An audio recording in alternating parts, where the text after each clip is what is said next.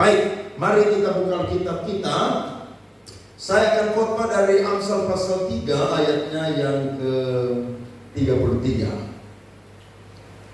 Berkat Tuhan di rumah orang benar. Berapa banyak yang rindu di rumahnya ada berkat Tuhan? Coba angkat tangan, saya mau lihat. Haleluya. Mau saudara? 2, 3 mulai. Kutuk Tuhan ada di dalam rumah orang fasik, tetapi tempat kediaman orang benar diberkatinya. Tepuk tangan untuk firman Tuhan ini. Haleluya. Salah satu tanda kehadiran Allah di tengah-tengah atau di area kehidupan orang percaya atau orang benar adalah di mana Tuhan itu bisa hadir, bahkan Tuhan itu tinggal di rumah tersebut. Semua kita pasti punya rumah. Dan menurut Allah, alasan Allah ada di sebuah rumah dan dia tinggal di situ dan dia berkati rumah itu, alasannya bukan karena rumah itu bagus, bukan karena rumah itu mewah, bukan karena rumah itu interior dan eksteriornya bagus atau dalamnya bagus maupun juga luarnya bagus.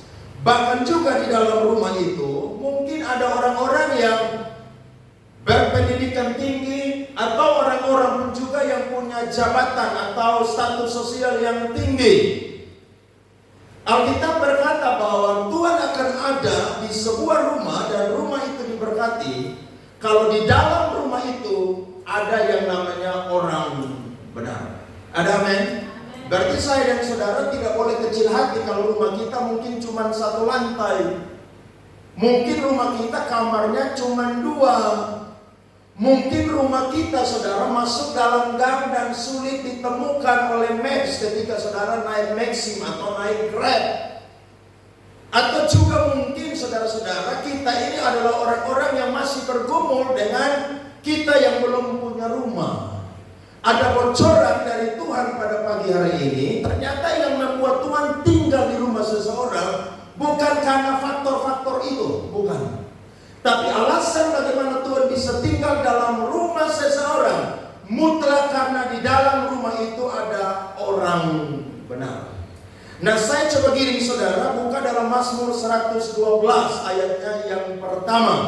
Mari saudara buka kita Mazmur 112 ayatnya yang pertama. Alkitab berkata, haleluya, berbahagialah orang yang takut akan Tuhan, yang sangat suka kepada segala perintahnya. Ternyata Alkitab mencatat Tuhan akan tinggal di rumah orang benar karena orang benar itu adalah orang yang memberikan tanda atau ciri bahwa dia adalah orang benar. Ada 2 hal yang simpel yang Alkitab ringkas untuk saya dan saudara. Yang pertama adalah orang yang benar adalah orang yang takut akan Tuhan. Takut akan Tuhan saudara dalam bahasa Ibrani dipakai yara Yahweh. Yara itu artinya adalah hormat, tunduk, respect kepada Allah. Jadi orang yang takut akan Tuhan bukan hanya sekedar dia tahu Allah, tapi dia adalah orang yang sangat hormat kepada Allah, orang yang sangat tunduk kepada Allah, sehingga dia mutlak berada di bawah kuasa Tuhan dan dia berjalan tunduk hidup menurut jalan-jalannya Tuhan. Itu tanda orang yang takut akan Tuhan. Jadi kalau ada orang bilang dia Kristen dan dia tidak takut akan Tuhan, maka tanda yang pertama adalah apa yang Allah mau itu dia tidak lakukan. Apa yang Allah kehendaki dia tidak lakukan. Makanya dalam kata murid saudara dalam bahasa Yunani itu artinya adalah orang yang berjalan di belakang sang guru tersebut. Dia adalah orang yang mengikuti arahan daripada sang guru, sehingga kemanapun gurunya pergi maka dia akan ada di situ. Apapun yang gurunya katakan dia mutlak untuk melakukan, karena dia bukan sekedar pengikut, tapi dia adalah murid. Amin. Sehingga kita berkata Amsal pasal 8 ayatnya yang ke-13, Alkitab mencatat takut akan Tuhan ialah membenci kejahatan. Apa yang Tuhan benci? Yang pertama, Tuhan benci kepada kesombongan. Yang kedua, Tuhan benci kepada kecongkakan.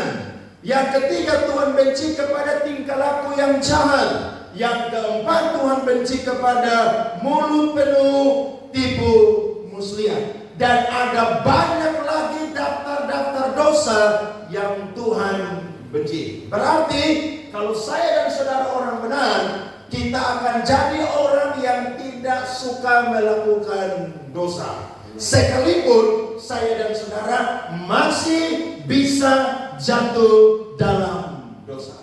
Amin.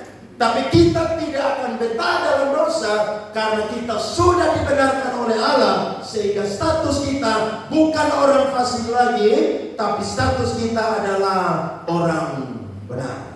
Itu yang pertama. Yang kedua adalah saudara, orang benar adalah orang yang sangat suka kepada segala perintah Tuhan. Kalau saya dan saudara suka sesuatu, saya yakin saudara tidak akan pernah bosan-bosan. Saya punya makanan favorit adalah Pizza Hut. Saudara ajak saya makan pizza tiap hari pun juga saya tidak akan pernah tolak. Dan makanan kesukaan saya yang kedua adalah ikan kuah asam. Mau makan tiap hari pun juga saya tidak akan pernah bosan. Dan yang ketiga adalah sei babi. Saya yakin saudara dan saya semua punya kesukaan. Saya yakin kalau kita sangat suka kepada segala sesuatu, kita akan yang namanya menikmati hal tersebut.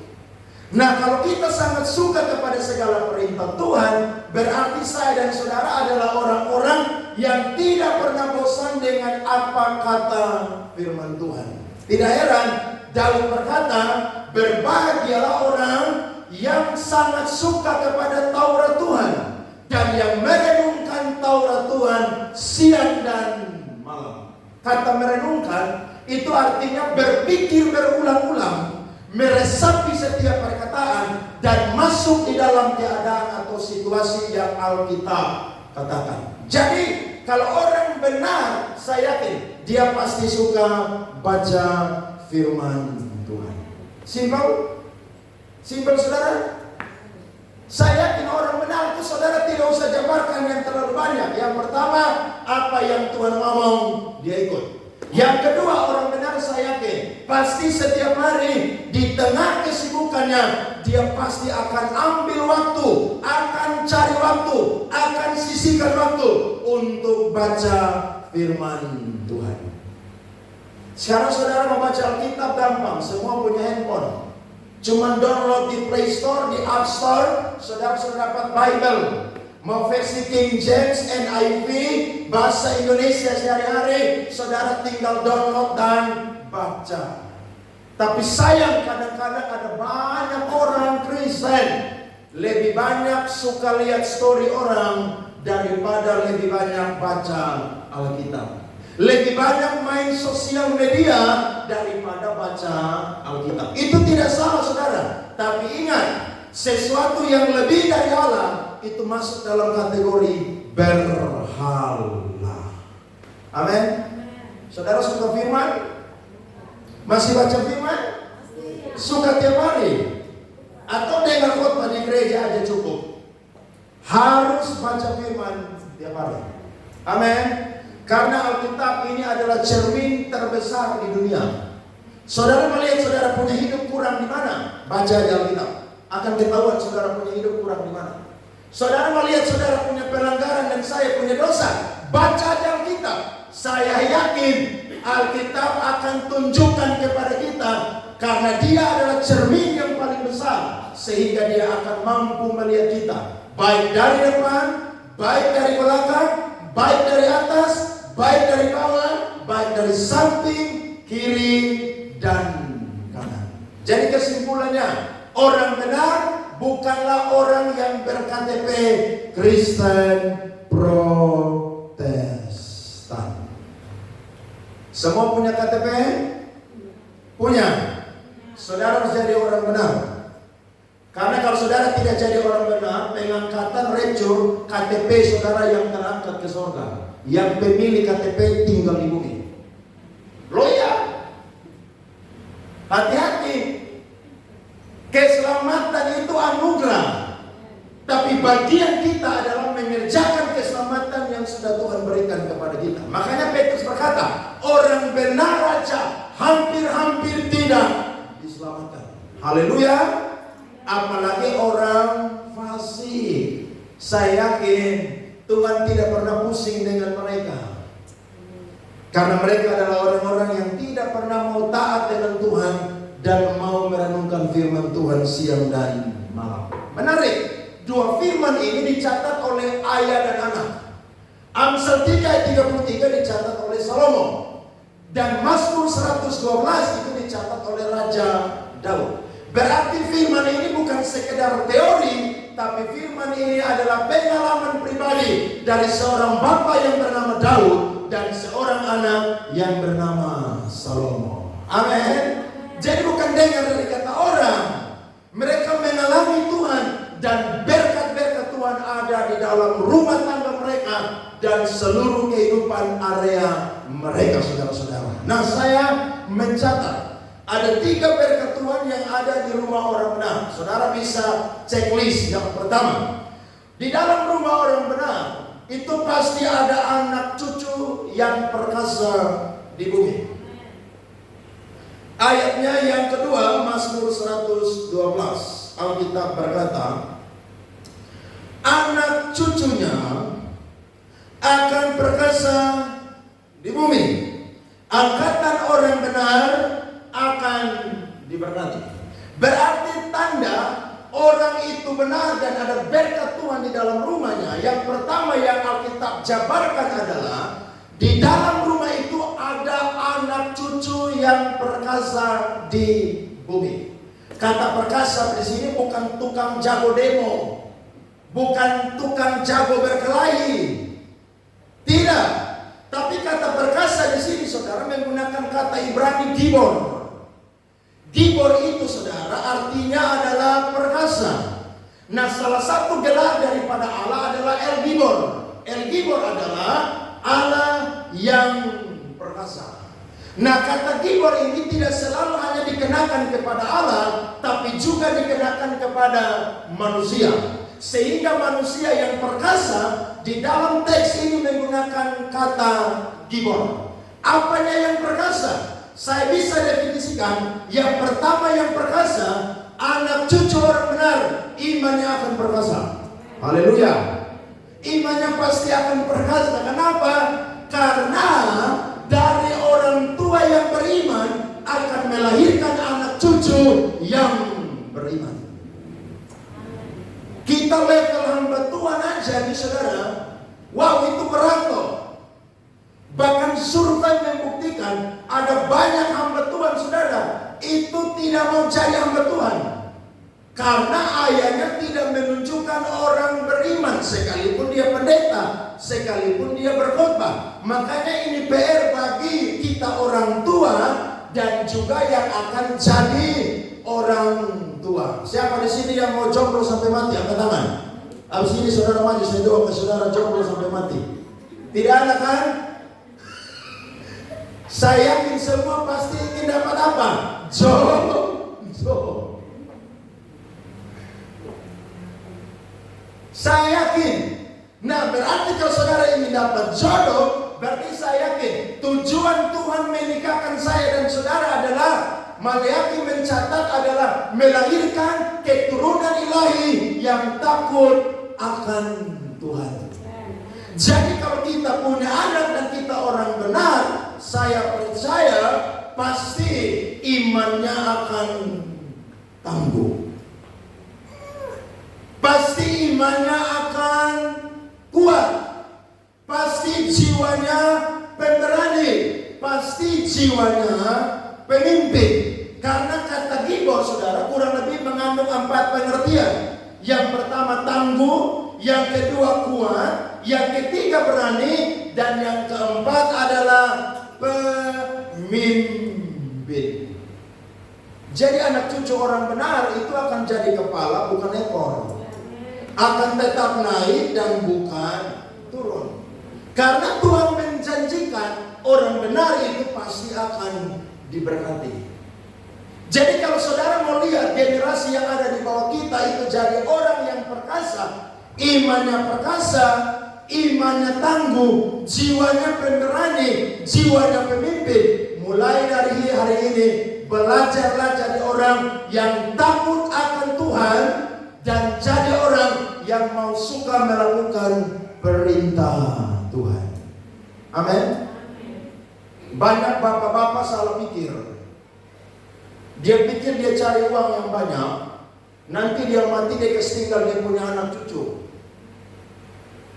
Hati-hati, engkau boleh wariskan harta kekayaan, tapi harta kekayaan itu akan habis di telan waktu.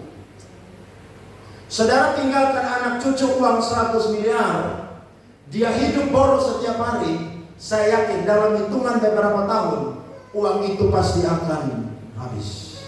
Tapi kalau saudara wariskan yang namanya iman, itu tidak akan pernah habis sampai keturunan-keturunan yang ada di bawah mereka.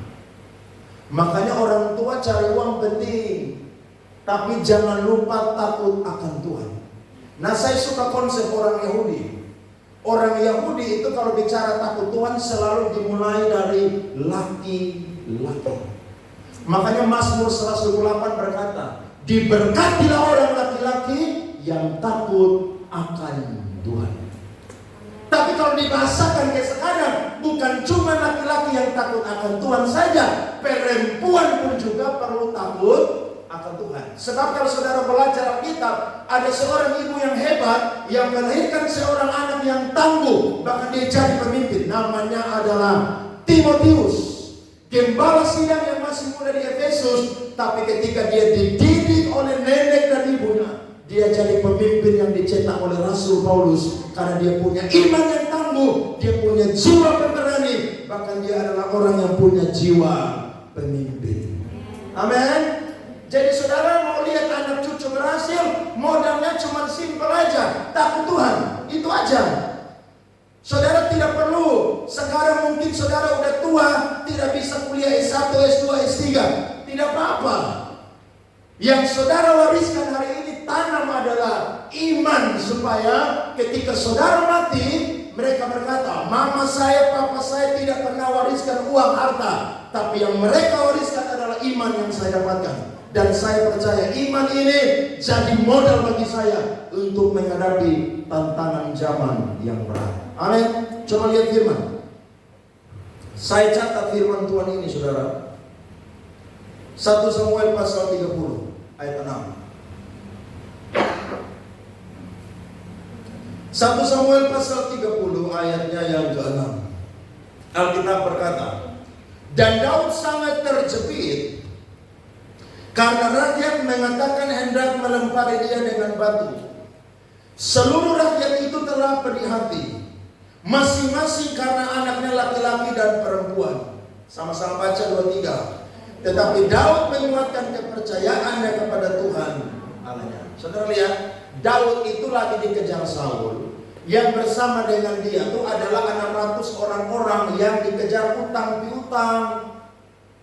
Tapi ketika Daud pulang, saudara, anak-anak mereka ini dijara oleh orang-orang Amalek, sehingga Daud harus pergi untuk membantai mereka ada di Siklag pada waktu itu.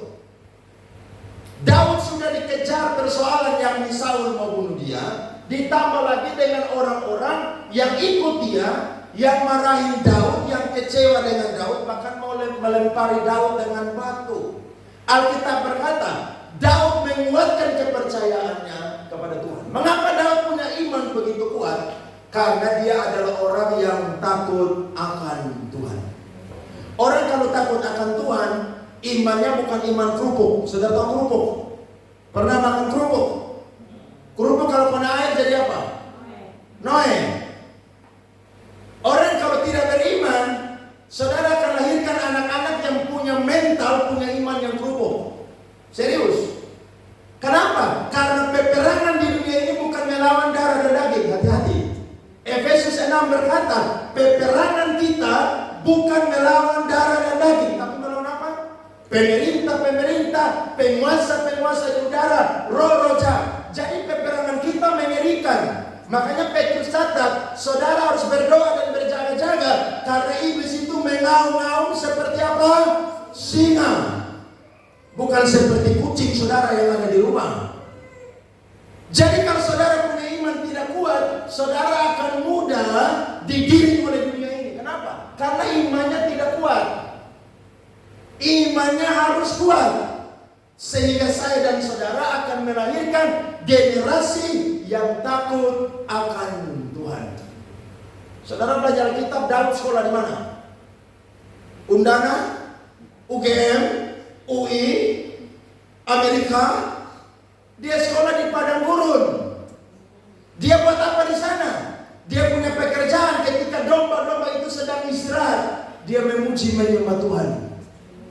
Ketika domba-domba sedang istirahat, dia renungkan Taurat Tuhan. Padahal pada zaman itu Taurat belum sempurna seperti saya dan saudara punya Alkitab. Tapi Daud selalu punya kesukaan merenungkan Taurat Tuhan. Makanya tidak heran Daud punya iman kuat, kepercayaannya kuat, jiwanya pemimpin. Karena ada iman yang timbul dan hidup dalam kehidupan Daud. Dan saya percaya apa yang orang tua tabur itu akan dituai oleh generasi yang ada di bawah.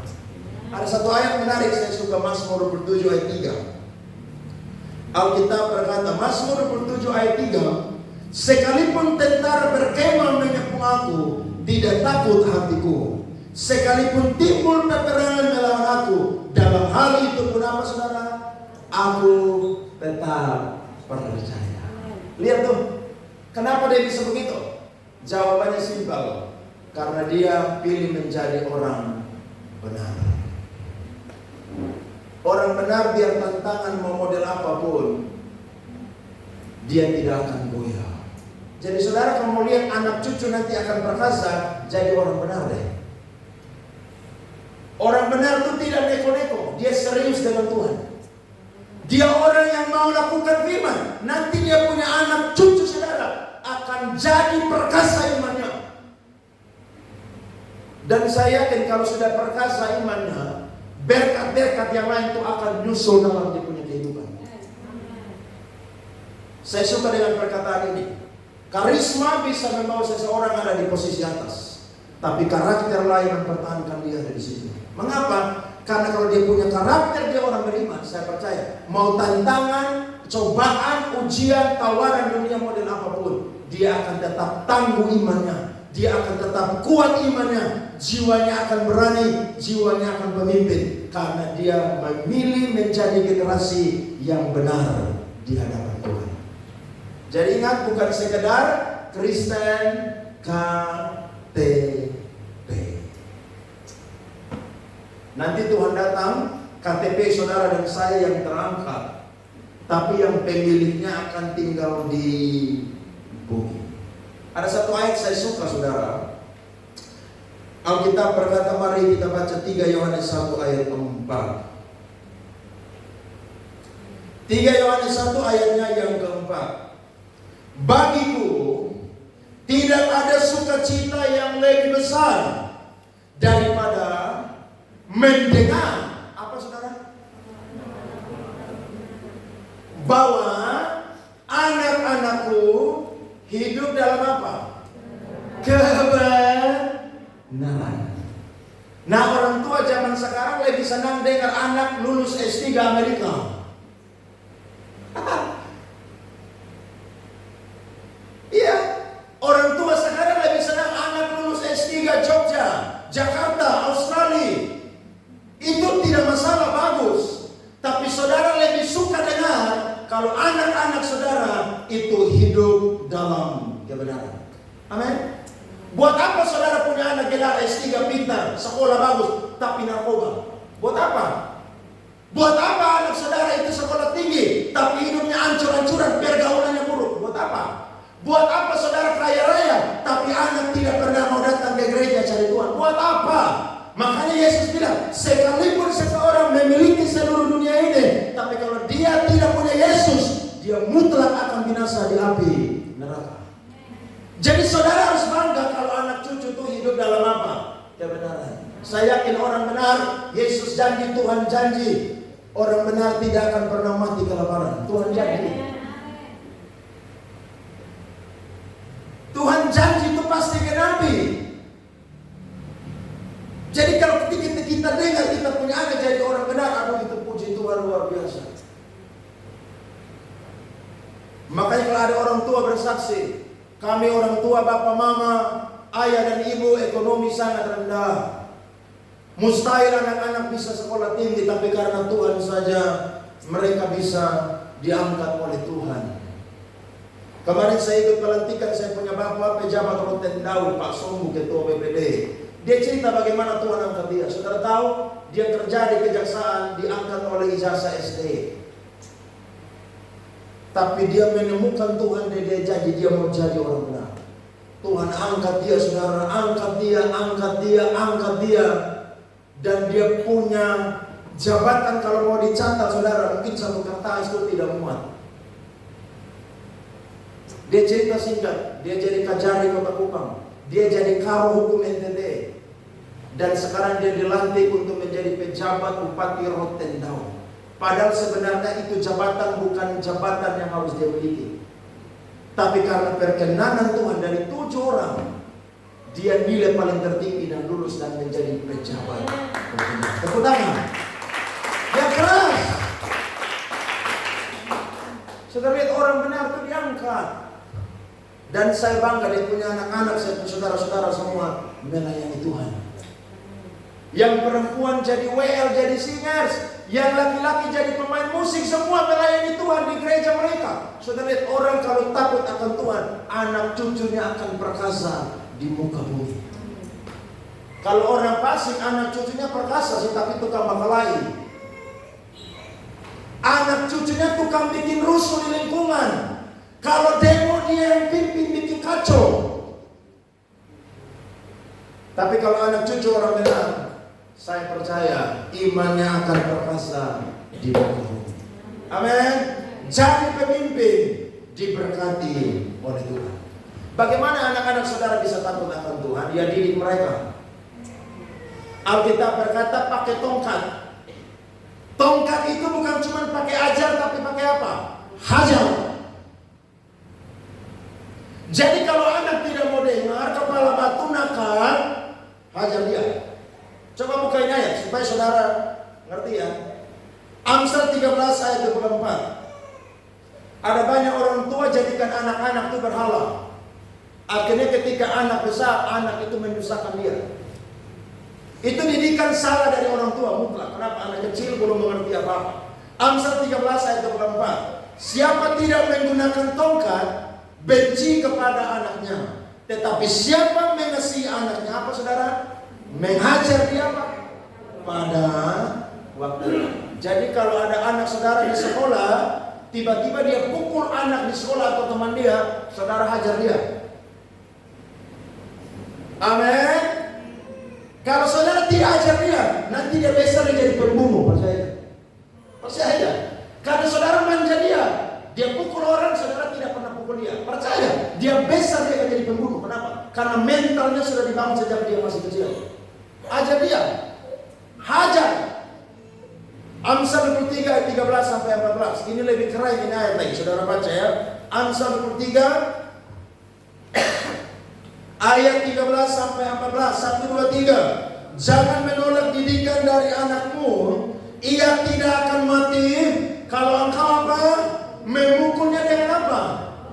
Saudara pukul anak itu saya yakin semarah-marahnya saudara ada batasan. Betul atau tidak? Tapi minimal hajar dia sedikit dulu. Saya tahu saya jabarkan lebar-lebar lah. Saudara kan tinggal di Kota Kupang kan? Saudara bisa lihat lingkungan saudara. Kenapa anak itu bisa jadi berandal? Karena dari kecil orang tuanya tidak pernah pakai tongkat. Anak curi, orang datang marah-marah, justru dia bela dia punya anak.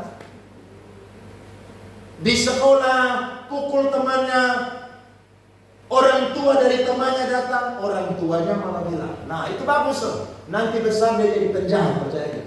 Percaya aja. Karena ingat, anak-anak itu seperti kertas putih.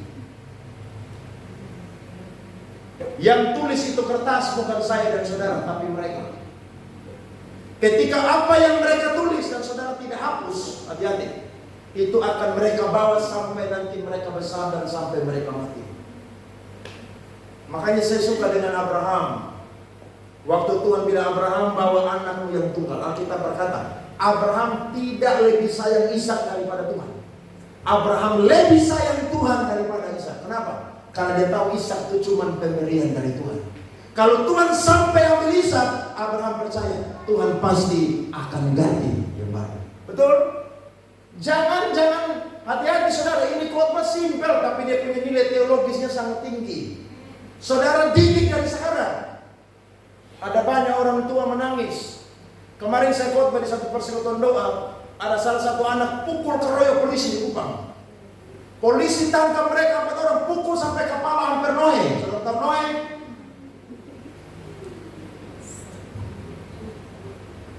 Dia punya mama kecil, itu yang undang saya khotbah. Dia bersaksi, saya punya kakak telepon saya untuk tolong dia. Saya bilang saya tidak mau tolong. Kalian salah didik anak dari kecil.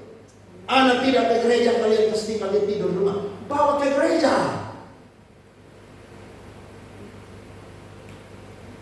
Akhirnya dia punya saudara perempuan nangis mengeluh minta tolong.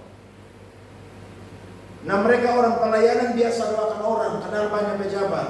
Akhirnya minta tolonglah kepada salah satu polisi yang berpangkat tinggi di NTT.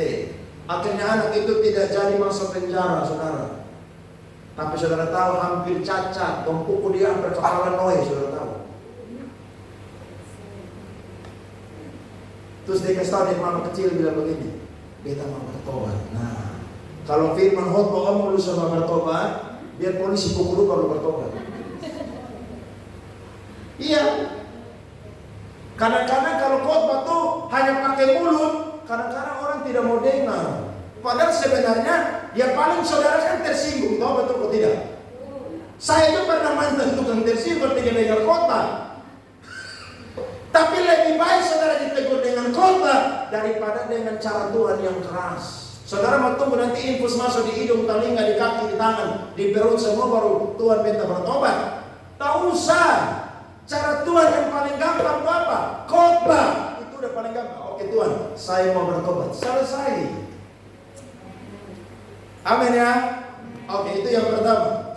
Yang kedua, berkat Tuhan yang ada di rumah orang benar adalah ada berkat materi di dalam rumah orang benar. Lihat ayatnya yang ketiga.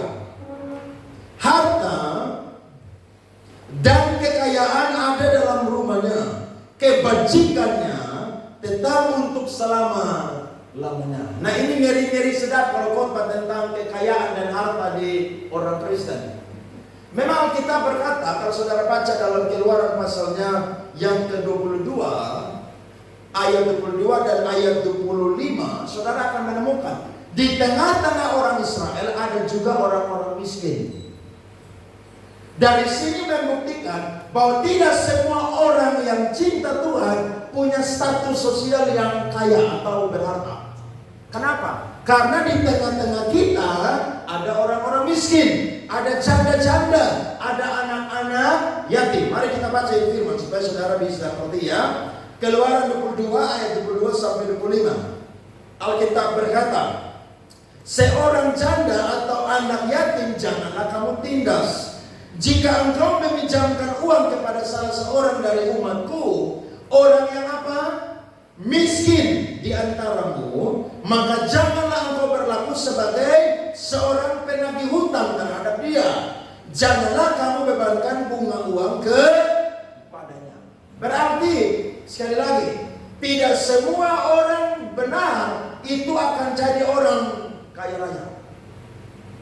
Pasti ada yang punya status sosial yang kaya, ada juga yang sedang, ada yang miskin. Tapi dari sini kita belajar, kalau sampai saya dan saudara jadi orang benar dan kita jadi orang kaya dan berharta, berarti itu mutlak anugerah Tuhan.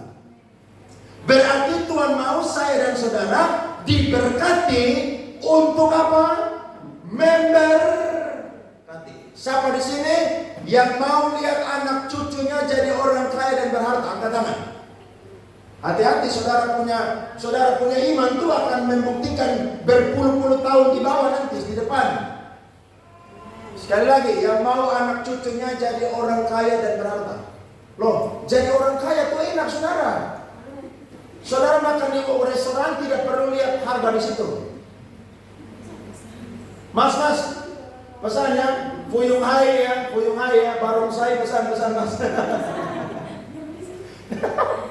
Saudara tinggal pesan. Kenapa? Lo uang banyak.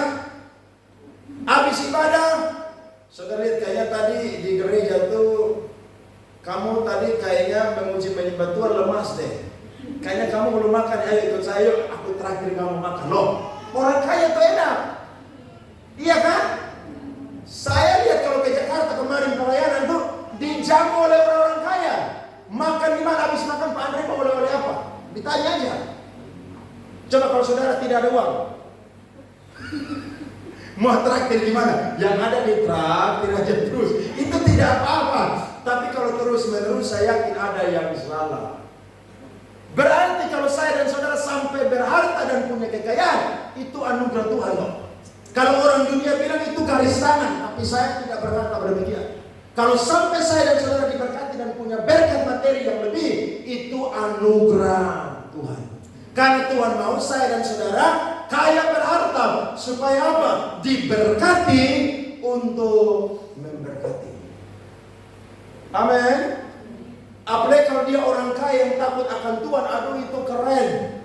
Ya, gereja kita butuh alat musik 50 juta. Habis ibadah pagi malam, nanti saya sumbang aja 50 juta, langsung beli aja. Enak kan? Saudara tidak perlu doa puasa setiap pada Jumat pagi kan? Tidak perlu 3 menit berteriak. Kenapa? Karena ada orang kaya. Iya kan? Enak atau tidak, saudara? Sekali lagi, yang mau jadi orang kaya, anak cucunya berharta, angkat tangan. Jadilah menurut iman saya dan saudara. Tepuk tangan. Nah, bagaimana orang benar itu bisa berharta dan kaya? Ternyata jawabannya simpel, yakni orang elabora. Berdoa udah penting, tapi jangan lupa apa? Kerja. Saudara mau doa tiap hari berjam-jam, Tuhan tidak akan kasih jatuh uang dari langit, percaya. Saudara harus kerja. Makanya Paulus ngomong, dia marah jemaat Tesalonika. Tidak usah buka, saudara dengar firman aja. 2 Tesalonika 3:10. Dia berkata, kalau ada di antaramu seorang yang tidak kerja, jangan kasih dia makan. Jadi kalau ada bapak-bapak, mama-mama, bapak-bapak, ibu-ibu di sini, anaknya sudah lulus S1, tapi dia masih suka tidur sampai siang, tidak mau kerja, jangan kasih dia makan. Loh, saudara lihat anak terhilang. Dengar, anak terhilang sadar ketika dia kenyang atau lapar? Saya mau tanya. Hah? Lukas 15 sadar. Anak terhilang itu sadar waktu dia kenyang atau dia lapar? Nah, jadi kalau saudara mau anak saudara sadar, kasih dia lapar. Serius, dia akan sadar. Makanya cewek-cewek jangan pernah cari nyong yang pengangguran. Jangan pernah mau. Iya. Jangan pernah. Laki-laki itu tanggung jawab, salah satunya apa? Kerja. Makanya harga diri laki-laki itu ketika dia bekerja. Loh, itu bukan kata Alkitab, kata tulisan di satu angkot di Kupang saya baca.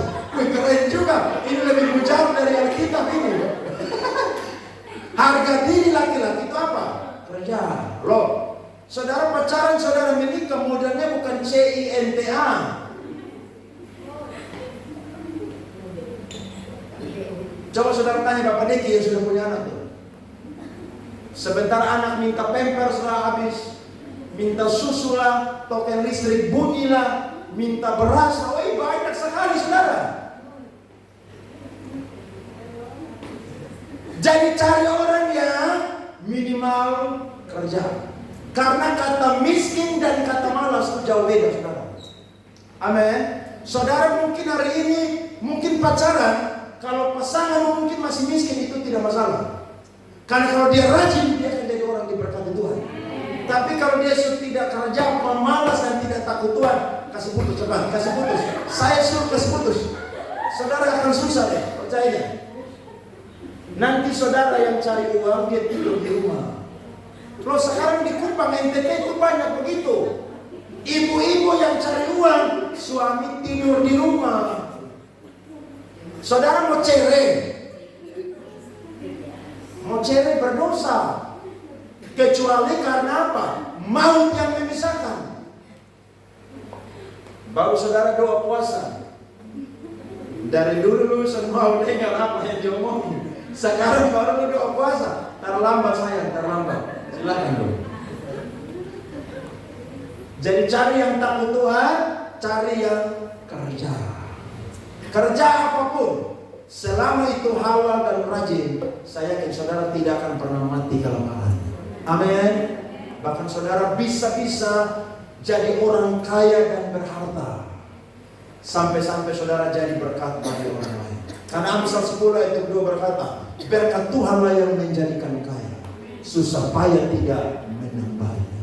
Amin. Jadi di rumah orang benar saya yakin ada berkat materi. Nah, saya coba angkat satu data. Saudara dengar aja. Saya tampilkan tapi mungkin tidak terlalu kelihatan. Pada abad ke-19 diadakan survei kepada dua orang pribadi. Pribadi yang pertama namanya pendeta Jonathan Edwards. Yang kedua adalah seorang ateis yang bernama Max Jukes. Mereka sama-sama tinggal di New York, Amerika Serikat. Dan ketika diselidiki saudara, 200 tahun kemudian, yakni di abad yang ke-20, maka ditemukan data dari dua orang ini. Jonathan Edwards adalah seorang pendeta. Dia punya khotbah-khotbah mantap. Bahkan dia adalah seorang teologi Injil yang punya doktrin teologi yang kuat sekali. Sedangkan Max Jukes adalah seorang ateis yang tidak mau percaya kepada Tuhan. Dan saya coba cari datanya, saya menemukan. Ketika Max Jukes mati itu saudara, dia meninggalkan dia punya keturunan. Itu jumlahnya ada 560 keturunan. Yang pertama 300 orang mati sebagai pengemis. 150 orang mati menjadi apa? Penjahat. 7 orang diantaranya adalah apa? Pembunuh. 100 orang terkenal sebagai pemabuk. Dan lebih dari setengah keturunannya yang perempuan adalah menjadi perempuan pelacur di Amerika Serikat. Mengapa demikian? Karena orang tuanya adalah orang fasik yang tidak mau memilih jadi orang benar. Bahkan keturunannya merugikan negara Amerika Serikat kurang lebih 1,25 juta US dollar. Keturunannya tidak menjadi berkat, bahkan miskin, penjahat, pelacur dan lain sebagainya. Tapi Jonathan Edwards luar biasa. Dia memilih jalan hidup menjadi seorang benar, bahkan jadi hamba Tuhan. Dan keturunannya dicatat saudara, itu luar biasa. Dia punya 1394 keturunan. 295 orang itu lulus kuliah. 13 orang diantaranya menjadi rektor. 3 orang dipilih sebagai senator Amerika. 3 orang sebagai gubernur negara bagian. 30 orang menjadi hakim. 100 orang menjadi pengacara. 100 orang menjadi misionaris, pengkhotbah dan penulis terkenal. 80 orang bekerja di kantor pemerintah. 75 orang menjadi perwira angkatan bersenjata. 65 orang menjadi profesor. 3 orang menjadi wali kota di kota-kota besar di Amerika. Dan 1 orang menjadi pengawas keuangan di Departemen Keuangan Amerika. Dan yang terakhir bernama Aaron Burr. Dia menjadi wakil presiden Amerika Serikat. Beri tepuk tangan. Kita lihat, orang benar punya keturunan pasti diberkati. Jadi kalau iring Tuhan larinya bukan 100 meter, larinya maraton. Saudara tahu maraton panjang, berpuluh-puluh kilo. Jadi kalau hari ini saudara belum melihat anak cucumu diberkati berhasil, mereka masih kecil-kecil, masih sekolah, masih kuliah. Nanti saudara lihat berpuluh-puluh tahun yang akan datang. Walaupun saudara sudah mati, tapi kesaksian saudara dan doa saudara tidak pernah mati. Kenapa? Karena Tuhan catat dan Tuhan dengar setiap jerilah kita di dalam Tuhan. Amin. Pilih jadi orang benar. Anak cucu kita pasti akan diberkati oleh Tuhan. Daud bicara di Mazmur 37 ayat 25 sampai 26. Dia berkata, dahulu aku muda, sekarang telah menjadi tua. Tetapi tidak pernah kulihat orang benar ditinggalkan, atau anak cucunya meminta roti. Tiap hari ia menaruh belas kasihan dan memberi pinjaman, dan anak cucunya menjadi berkat. Tepuk tangan sekali lagi yang meriah untuk Tuhan yang luar biasa. Dan yang ketiga ada di rumah orang benar adalah orang benar pasti memiliki hati yang berbelas kasihan kepada orang miskin. Lihat ayat 4 sampai 5 dan ayat 9 Mazmur 112. Alkitab berkata, di dalam gelap terbit terang bagi orang benar, pengasih dan penyayang orang yang adil. Muncul orang yang menaruh belas kasihan dan yang memberi pinjaman, yang melakukan urusannya dengan sewajarnya. Ayat 9, ia membagi-bagikan, ia memberikan kepada orang miskin. Kebajikannya tetap untuk selama-lamanya. Tanduknya meninggi dalam kemuliaan. Amin. Tepuk tangan. Saudara aktif, respect dengan firman Tuhan. Jadi yang ada di rumah orang benar yang ketiga adalah ada kasih dan belas kasihan kepada orang susah. Itu yang saya ngomong tadi di poin yang kedua. Saudara dan saya diberkati untuk menjadi berkat. Salah satu ciri orang benar pasti dia punya kasih dan murah hati. Amin. Saudara berdoa, Tuhan berkati saya, supaya ketika saya diberkati, ada orang-orang yang susah, saya bisa bantu mereka. Kalau Tuhan kasih saya berkat yang lebih, keuangan yang lebih, saya mau jadi berkat untuk orang-orang yang susah. Kenapa? Karena orang yang murah hati, Alkitab selalu banyak bicara, dia pun juga akan beroleh yang namanya kemurahan. Orang benar tidak akan kikir. Kenapa? Karena ketika dia lihat orang susah, dia tidak tega, saudara-saudara. Dia lihat, aduh kasihan ya orang ini ya. Aduh saya mungkin belum punya harta banyak, tapi kalau saya bisa menolong dia hari ini, haleluya, puji Tuhan. Tapi kalau sampai Tuhan berkati saya lebih lagi, bahkan anak cucu saya diberkati lebih lagi, kami janji menjadi keluarga yang murah hati kepada orang-orang yang susah. Kalau saudara memberi, memberkati, itu tanda dari saya dan saudara adalah orang benar. Dan saya percaya ketika saudara memberi, tangan saudara yang penuh menjadi kosong. Dan Tuhan akan lihat tangan saudara yang kosong itu, Tuhan akan kembali mengisi tangan saya dan saudara yang kosong. Karena ada kasih, ada kemurahan hati yang Tuhan berikan kepada kita untuk bisa memberkati orang lain. Amin. Saya percaya firman Tuhan ini menjadi berkat untuk kita semua. Selamat memilih untuk menjadi orang benar. Ada 3 berkat yang Tuhan janjikan kepada kita. Dan sampai generasi yang ada di bawah kita, mereka akan jadi orang-orang benar. Mereka akan diberkati materi. Bahkan mereka akan jadi generasi yang punya kasih dan belas kasihan, yang tidak tega untuk melihat orang susah, tapi mereka mampu untuk memberkati orang-orang yang membutuhkan. Tuhan berkati kita semua pada pagi hari ini. Amin. Buat kebenaran firman Tuhan. Mari bangkit berdiri, saudara-saudara.